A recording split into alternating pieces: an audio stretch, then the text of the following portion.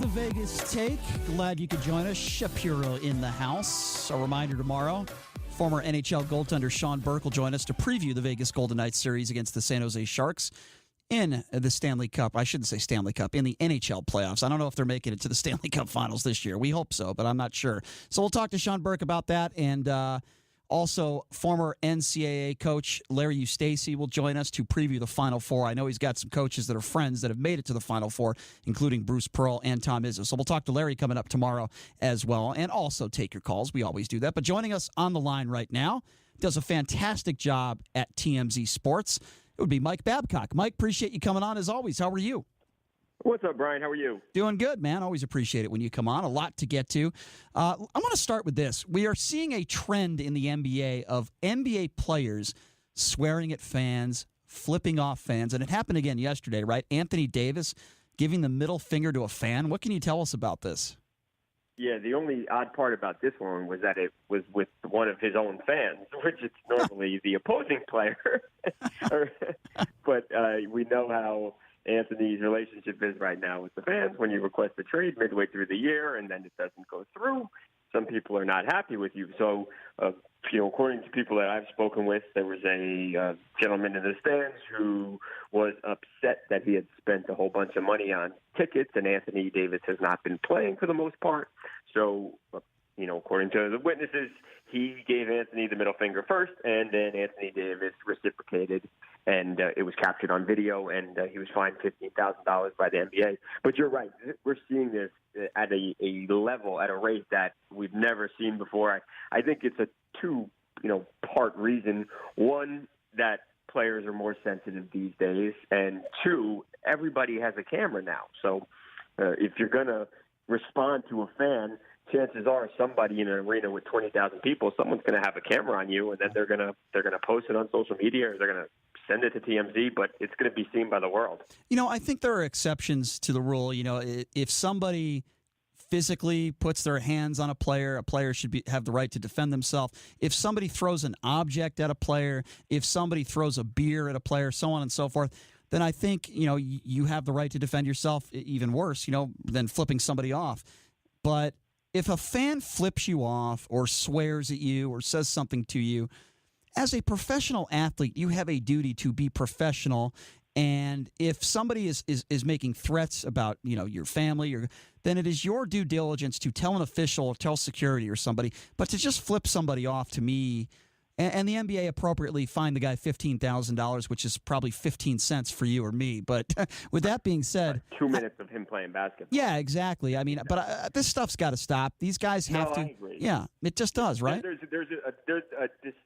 needs to be, there's a line. And what happened with Russell Westbrook in Utah when you have a guy yelling racist stuff at him, or Boogie Cousins in Boston when you have someone yelling the N-word at him, that's different. I think that clearly crosses a line. We would probably all agree. But something like this, just keep walking. You're a millionaire many times over. Who cares what some guy in the stands has to say? Just keep it moving. Yeah, I agree. And Kevin Durant's done that too. But that's not a surprise to Kevin Durant, because if somebody goes after him on Twitter, he seems to get very offended too. So not a surprise there. Yeah. Hey, I want to, before we get to some of the other stories on TMZ Sports on the website today, I wanted to ask you a quick Lakers question since we're still on basketball. Of course. What do you think, Mike, about LeBron James sitting out the rest of the year? Because I talked to some people who say they should have sat him out a month or two ago, a month ago. And I had a basketball insider on yesterday that said that. And then I talked to other people that say, and I'm one of these people that says people pay tickets to go to games, and I don't expect him to play at a level, that he's used to be playing at. I understand. But fans pay tickets to see him play, and he's getting paid to play a full season, not 70% of the season or 75% of the season if they have no chance of making the playoffs. I don't agree with it. You being in L.A., how do you feel about LeBron sitting out the rest of the year? Yeah, I guess it depends what your goal is and how you look at it. If the ultimate goal is to win, then I'm of the opinion that LeBron is 34 years old. He's played in so many games, making the finals every year. I think he only has so many bullets left in the chamber. So if resting him now means that the Lakers are going to be able to, hopefully sign some free agents and make a run next year, then I think it makes sense. But I do feel bad for people, because I remember that, the day he signed, when tickets were made available, that people did go and scoop these tickets up, because it was an exciting time, and they wanted to see LeBron. And now you're watching a team, with LeBron sitting on the bench, and the team sucks, and it's frustrating. I understand that, but I think if this means the Lakers can go on a run next year, I think everyone will be okay. Who do you think's the next coach? Oh man, I don't know. I don't know, Jason Kidd. That's what I heard Juwan Howard. I've heard that he has a great relationship with some of the Lakers management and LeBron James. So I have heard Juwan Howard. I've heard Tyronn Lue. I think Howard's going to be the next coach. I guess we'll have to wait and see what happens there. But I think Howard has you hear a lot of good things about him. Like you said, the relationships with some of the guys, and that he's been somebody that executives have had their eye on for a while. So, I mean, we'll see. Your guess is as good as mine. I have no insight when it comes to who's the next coach, but not Luke Walton. I think there's a better chance that Jack Nicholson is coaching the team than Luke Walton comes back. I really do. But I would love to see that. I would too. I mean, hopefully doesn't need any anger management. I'd like to see Jack on the sidelines. That's for sure. I want to talk a little Ronda Rousey with you because she's in WrestleMania. She's getting a lot of money to do this, and I think she has all the right in the world to do it. She's marketable for them. But she says it's do or die time for her. I don't understand what that means. These fights are scripted. We know who's going to win. I don't understand what that comment means. Is she just saying that just to hype up her appearance on WrestleMania? These are scripted fights. Yeah, I didn't quite understand it either. The whole lead up to WrestleMania, it's been weird because she's kind of broken the fourth wall, and she's admitted that wrestling is scripted, and it just had a whole completely different feel to it. So I think when our cameraman saw her and he asked what was next, I don't know if she just didn't know how to answer because there is a lot of speculation.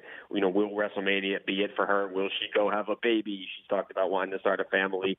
I don't know if that was just her deflecting and she just said something that didn't make sense. We know it's not life or death. They know what's going to happen. She's not in a UFC fight. So I honestly don't know. I watched it a bunch of times, and I honestly don't know what she meant by it's life or death because it's not life or death. Yeah. What do you? Speaking of fighting, and let's talk about some real fighting here. Conor McGregor, and I know this is a little old news because he announced last week he was retiring, and I immediately went on social media and I said, there's no chance this guy's retiring. He's pulling a Floyd Mayweather. He's trying to pull leverage. He's going to get back in the octagon. I have no doubt. What do you say to this? Yeah, I think it was a bargaining chip. It was a play to try to get ownership in the UFC. He said he's wanted that, and we had Dana White on, and Dana White said it's not going to happen. And I take him at his word. I think Conor's important, but I do think the UFC is at a place right now where they would love to have Conor, but they don't need him. And I don't think they're going to start setting the precedent that they're going to start giving their company, which sold for $4 billion, away to people. So right. I think it was a negotiating ploy, and it clearly hasn't worked. And if you look at Conor's social media, he seemed to unretire yesterday by saying, pushing for this rematch with Khabib. He's not retired. Conor's going to fight. It's not. He's not. Can't. I think he loves fighting. He doesn't need the money. He made so much money fighting Floyd, but he loves competing. I think at his core, put everything else aside. The guy's a competitor, and I think he needs to fight. I'm going to throw a curveball at you. By the way, if you're just joining us, we're speaking with Mike Babcock, TMZ Sports. If you had to pick two celebrities to get into the octagon or the boxing ring, who would they be, and who would they face? Two celebrities fighting each other? Yes. Oh man, I told you it's a curveball. I mean, Conor and Mark Wahlberg, it was kind of Conor. Mark didn't really talk crap, but Conor called out Mark Wahlberg and said he wanted to fight him earlier in the week. I would watch that. I would watch almost any celebrity fight. I'm just into that stuff. I don't care if they have no skill. I'm down to watch anybody fight. I would want Jussie Smollett to fight somebody at 2 a.m. wearing a Donald Trump MAGA hat. That's what I want. I want a real fight between Jussie Smollett because apparently he's this tough guy that fought off two mega-hairing, MAGA hats. Yeah. By the way, two massive, strong dudes. If you saw the two Nigerian brothers, maybe he could fight like Ben Shapiro or somebody. Oh my God, that is the fight of the century. Ben Shapiro against Jussie Smollett wearing a pro-abortion shirt. That's what I would. There'd be nothing better. Whatever the pay-per-view is, I'm buying it. That would be nothing better than that, man. All right. Well, what do you guys got working on this weekend? What's the latest? We got a whole bunch of wrestling stuff. We have so much wrestling stuff coming. It's WrestleMania 35 Sunday. We have a whole bunch of wrestling stuff coming over the next couple days. I like it. All right. Well, Mr. Babcock, always do a great job and always appreciate you taking some time to join us. Thanks so much. We will catch up with you next week, my friend. Thanks, Brian. All right, appreciate it. That's Mike Babcock, TMZ Sports. Man, they do such a great job. They are just right on the money with all their stories. If you want to be a part of the program, by the way, give us a buzz. We kind of brought up the flipping of the bird of some of these professional athletes. We'll take your calls, 257-5396, 702-257-5396. I don't watch the WWE. I used to watch the WWF. I was a big Roddy Piper fan back in the day, the Ultimate Warrior. A lot of those guys have died of heart attacks. I'm sure it has nothing to do with steroids, but a lot of those guys were pretty cool back in the 80s. I was 6, 7, 8, 9 years old. There's a lot of adults that still watch the WWE. I just don't get it. I can't watch it. I can't get into it. I want real fighting. That's what I want. 257-5396 if you want to be a part of the show. Let's go to Tony. Tony, thank you for calling in. How are you? I'm great. Yourself? I love this show. You Thanks. love to argue. I do. You've noticed that, Tony. You've noticed that. You're very perceptive. A couple times. But check it out. My celebrity fight is going to be Como versus Hannity. Oh, that's a good one. I like it. Okay. In the MMA side of it, I'm going to make Hannity a minus 250. And if they're boxing, I'm going to call it probably Como, probably minus $1. All right, now hold on, Tony. This is a very, very good. Okay, Cuomo is in far better shape than Sean Hannity, right? Cuomo works out every day. He's a nut job. I'm going to have to disagree with you, my man. I'm going to have to go. He's an MMA guy. He trains. I'm telling you. Does he train? I didn't know that. That would be the great pay-per-view. Maybe $9.99 or something. I tell you what, it'd be more exciting than Tiger versus Phil. I agree. Hey, I agree. And you got any other ones? I like that one. Do you have any other ones? Any matchups? Yeah, I do, and I'll call back if I get time. If not, I'll let you know tomorrow. All right, Tony. I got a lot of them. Good to hear from you, my man. Thank you for the call. That's a good question I will ask some of you guys out there. If you had to pick two celebrities to get into the ring and duke it out, it could be MMA or it could be boxing. Who would you choose? I'll open up the phone lines on that. It's an interesting question. 257-5396, 702-257-5396. Two celebrities in the ring. Who would you want to see duke it out? Who would you pay for pay-per-view? 257-5396, the number to call. I would go with Kim Kardashian versus Paris Hilton. They have always had a feud. They have had a feud for years. That is something that I would enjoy watching. And I don't care if they pull each other's hair out. It's something I would enjoy watching. It really is. I would like that. As far as any other celebrities go, I would have to throw Justin Bieber in there with somebody. I'm going to go Justin Bieber, Justin Timberlake. And I know our producer Ken has an opinion on this one. If you had to pick two celebrities to duke it out, you could name a few. Who would you choose? I was just going to throw on, say, Justin Bieber and Ludacris, since they... Oh, Ludacris would destroy him. Ludacris, that would be Ludacris is 10 times. You really think Justin Bieber's tough? No, he's not. Bieber's not tough. I didn't say he was that tough. Okay. It's just because Ludacris is a tough dude. Got big with him. Ludacris is a tough dude.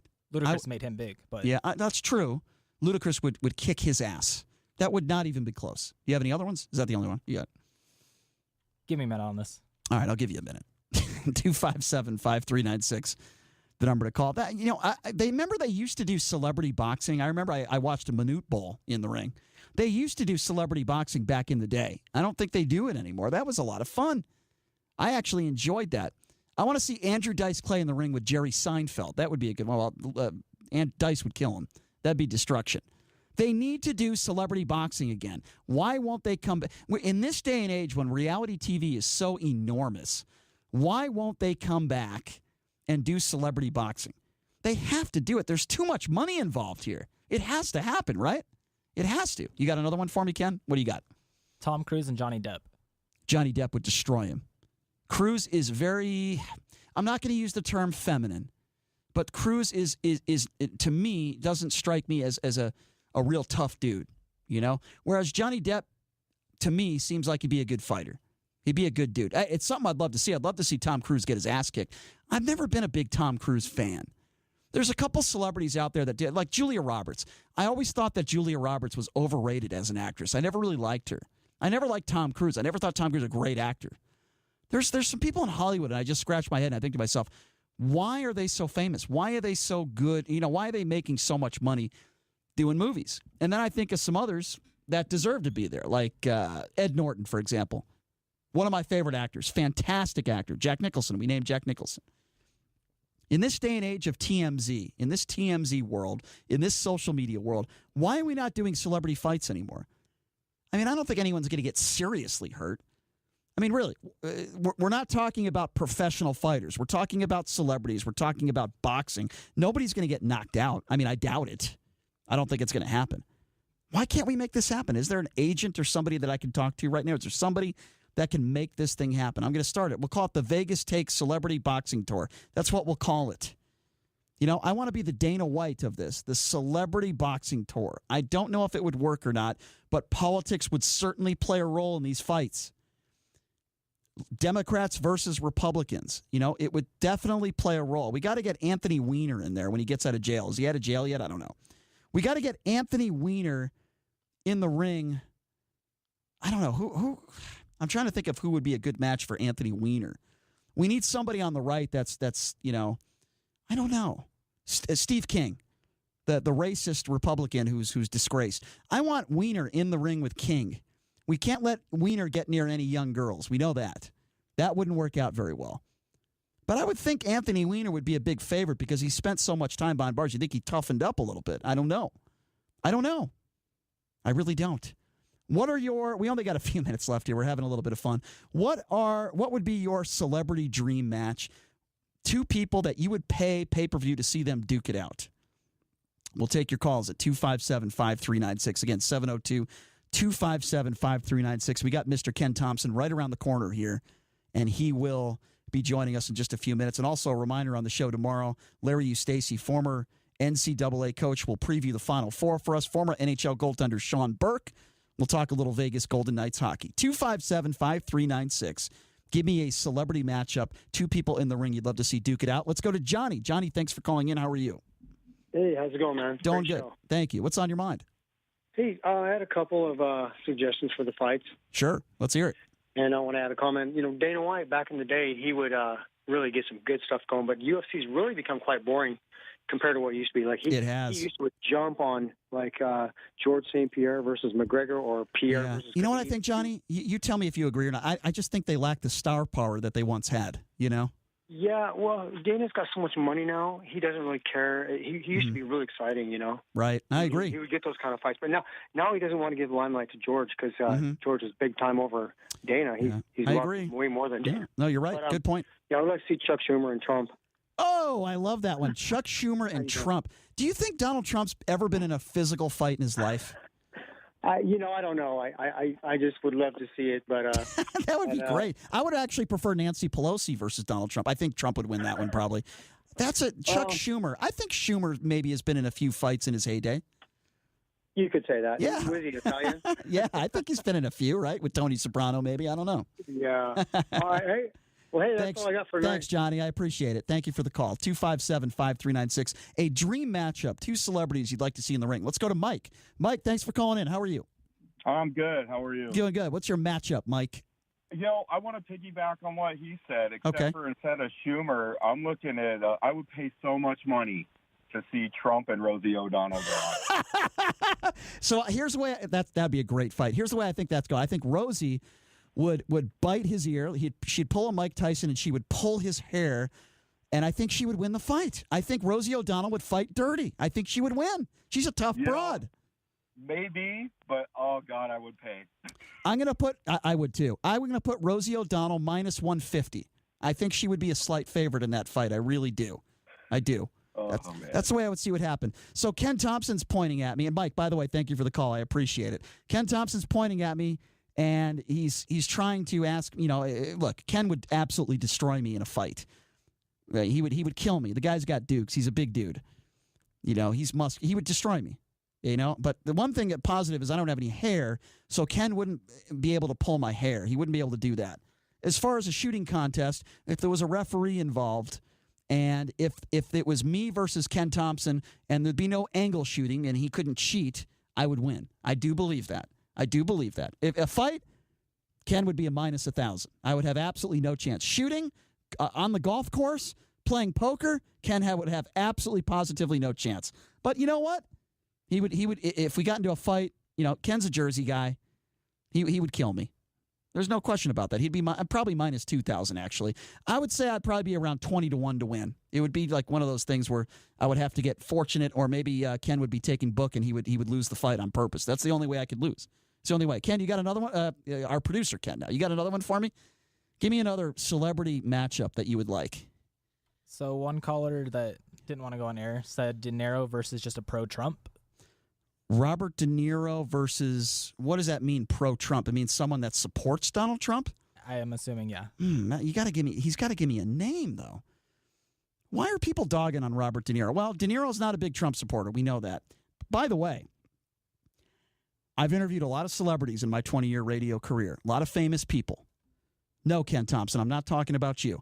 But I did interview Robert De Niro. He's a part owner. I don't know if you knew this. He's a part owner of Nobu. So I got him on the show. I did a show on another station. I had him come out. Worst interview ever.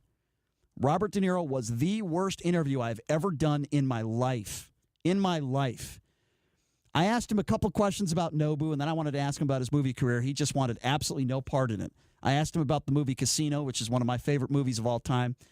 He just was just not very engaging. It was horrendous. And I can't really say that about anybody else. Holly Madison was not a very good interview either because, and we only got about a minute to go here, but Holly, as you know, she used to have relations with Mr. Playboy himself, Hugh Hefner. So I brought that up in a very respectful way, and she just wanted no part in answering that question. And then when we got off when the interview was over, I get an email from her agent saying, "I cannot believe you asked that question. Please edit that out if you're going to podcast it." Like, it was so offensive that she had a physical relationship with Hugh Hefner. She's Holly Madison. She posed naked in Playboy, okay? I didn't understand that. But most interviews I do are pretty pleasant and pretty calm. Hey, folks, I appreciate all the calls. Thank you, all 300 of you that called in today. I've tried to get to as many calls as possible. I've lost my voice a little bit. The legend Ken Thompson's coming up next. A reminder quickly, tomorrow on the show, former NCAA basketball coach and my friend Larry Eustace will be joining us tomorrow to preview the Final Four. Former NHL goaltender Sean Burke will be joining us to preview the Vegas Golden Knights. And, of course, the first hour of the show, we will be talking politics and the news of the day. What dumb thing will Donald Trump say next? We'll get to that. Thank you to producer Ken for doing a fantastic job today with the phone lines. We'll catch you tomorrow, folks. Ken Thompson coming up next on the Vegas Take. Thank you on the all-new 101.5 FM, 720 AM KDWN.